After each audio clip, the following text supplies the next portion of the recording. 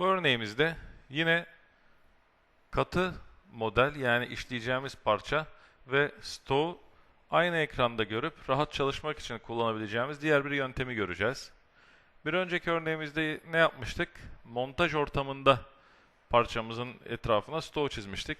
Burada ise çoklu katılarla çalışma yani parça ortamında çoklu katılarla çalışıp nasıl stoğumuzu gösterebileceğimizi göreceğiz.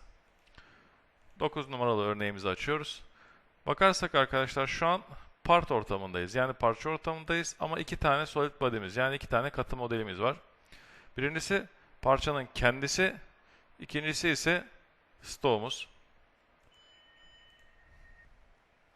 Buradaki uygulama nasıl yapılmış? Unsur ağacımızı bir üste çekersek gördüğünüz gibi aslında işlenecek bitmiş parçamız bu. Arkasından stok üzerine çizilmiş durumda. Standart bir revolve işlemi. Ama özelliğimiz ne? Edit feature dersek burada merge result işaretlenmemiş durumda. Yani iki katının birbirine birleştirilmesi istenmiyor. Bu sayede ne elde ediyoruz? İki tane katı elde ediyoruz. Ayrıca bu işlemimizde sarılmış 4 eksen operasyonların nasıl yapıldığını da görmüş olacağız.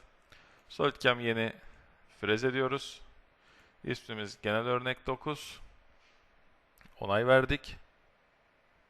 Gördüğünüz gibi cam tabımız aktif hale geldi. Burada temel 4 eksen postlarımızdan bir tanesini seçtim. Referans tanımla diyorum. Burada referans tanımlarken dönme merkezini kullanacağım ve tam orta eksende sıfırı tanımlayacağım. Ne yapabilirim? Çok rahat bir şekilde burayı sıfır olarak seçebilirim. Parçamın üstüne dokunup yarıçap kadar aşağı indiğim zaman tezgahta zaten Z'yi elde edeceğim. Y'yi iki tarafa dokunarak elde edebilirim ve X için de parçaya şu kademeden dokunup alabilirim. Ya da ne yapabilirim? Ucu alabilirim. Şu an konumuz olmadığı için üzerinde çok durmayacağım. Fakat burada eksenleri doğru yönlere çevirmemiz gerekiyor. Burada ne yapıyorum? Y etrafında döndürerek Z yani maviyi yukarıya aldım. Daha sonra Z etrafında döndürerek tezgahımızın sağdan divizörlü olduğunu düşünerek sıfırımı pozisyonluyorum. X ekseni sağa doğru, Y bizden terse doğru ve Z yukarıya doğru. Ve onay veriyorum. Parçamla ilgili boyutları program otomatik olarak aldı. Stock model tuşuna basıp yine tanımla 3D model deyip transparan katıyı seçiyorum. Hedef model tanımla 3D model deyip neyi seçiyorum arkadaşlar? İçerideki helisel dişli yapıyı seçiyorum ve onay veriyorum. Gördüğümüz gibi hedef modeli ve stok modeli de tanıttık. Ve şimdi burada ne yapıyoruz arkadaşlar? İlk önce bir ölçü alalım.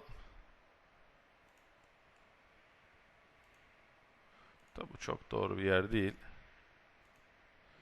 1.8 küsur olduğuna göre demek ki 2 mm'lik takım kullanılması gerekiyor burada. Ve sarılmış 4 eksen arkadaşlar yine profil işlemidir fakat bunun sarılı olduğunu belirtmem gerekiyor. Standart 2.5 eksen profil işine giriyorum. Geometrimi tanımlarken bakın arkadaşlar aşağıda bağla seçeneği var.